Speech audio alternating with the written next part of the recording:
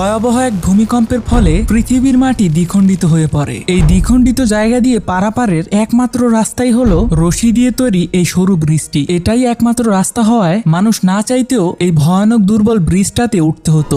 জন নামের এই ব্যক্তির পুরো পরিবার সহ ওই পারে যেতে হবে। কিন্তু এত ভয়ানক একটা ব্রিজ দেখে একটুর জন্য হলেও তারা চিন্তায় পড়ে যায় যে তারা আদৌ কি সুরক্ষিতভাবে ব্রিজটি পার হতে পারবে। কিন্তু এছাড়া কোনো বিকল্প পথ না থাকায় তারা ব্রিজটি পার হওয়ার সিদ্ধান্ত নেয়। একে একে তারা সকলে সরু সেই ব্রিজটির উপরে উঠতে থাকে। কিন্তু ব্রিজটিতে উঠার পর তারা বুঝতে পারে এটা তাদের কত বড় একটা ভুল হয়েছে। কারণ দূর থেকে দেখতে যতটা কঠিন মনে হচ্ছিল এই ব্রিজটি পার হওয়া, বাস্তবে সেটা ছিল আরো বেশি কঠিন। এক পর্যায়ে সেই দুর্বল ব্রিজটি এতজনের ওজন সামলাতে না পেরে নিচের দিকে কিছুটা ঝুঁকে যায়। আর প্রচন্ড হাওয়ায় ব্রিজটি ভয়ানক ভাবে দুলতে থাকে। তবুও তারা অনেক কষ্টে সেই ব্রিজটি পার হয়ে আসে। কিন্তু এখানে আসার পর তারা দেখতে পারে যে এই ব্রিজটি শেষ হলে কি হয়েছে, সামনে আরো একটি ব্রিজ রয়েছে। মানে তাদের শ্বাসরুদ্ধকর যাত্রা এখানেই শেষ নয়। এবারে তাদের পিছু হটার আর কোনো পথ নেই। এবারে ব্রিজটি ছিল কিছুটা মইয়ের মতো। অনেকগুলো ছোট ছোট মইকে বেঁধে একটা লম্বা ব্রিজ বানানো হয়েছে। একে একে তারা সকলে ওই ব্রিজটির উপরে উঠে পড়ে আর সামনের দিকে এগিয়ে যেতে থাকে। তখনই ভয়ানক ভাবে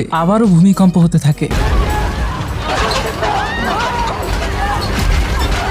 আর অসংখ্য মানুষ ওই ব্রিজটি থেকে পড়ে যেতে থাকে। এক পর্যায়ে তাদের পাশে থাকা ব্রিজটি অসংখ্য মানুষকে নিয়ে নিচে পড়ে যায়। জনের ছেলেও একটুর জন্য নিচে পড়ে যেত, কিন্তু তারা তাকে ধরে রেখেছিল তখনও। এরপর জন ও তার ওয়াইফ মিলে তাদের ছেলেকে আবারও মইয়ের মধ্যে উঠাতে সক্ষম হয়। এইদিকে দেখা যায় ওই ব্রিজটির আশেপাশে সকল মাটি ধীরে ধীরে ভেঙে পড়ছে। মানে আর কিছুক্ষণের মধ্যে যদি তারা এই ব্রিজটি থেকে পার না হতে পারে তাহলে তারাও নিশ্চিতভাবে এই ব্রিজটি থেকে পড়ে মারা যাবে। তবুও তারা এগিয়ে যেতে থাকে। আর সৌভাগ্যক্রমে তারা সুস্থ সবল এবং সুরক্ষিতভাবেই এই শ্বাসরুদ্ধকর যাত্রাকে এখানেই শেষ করে।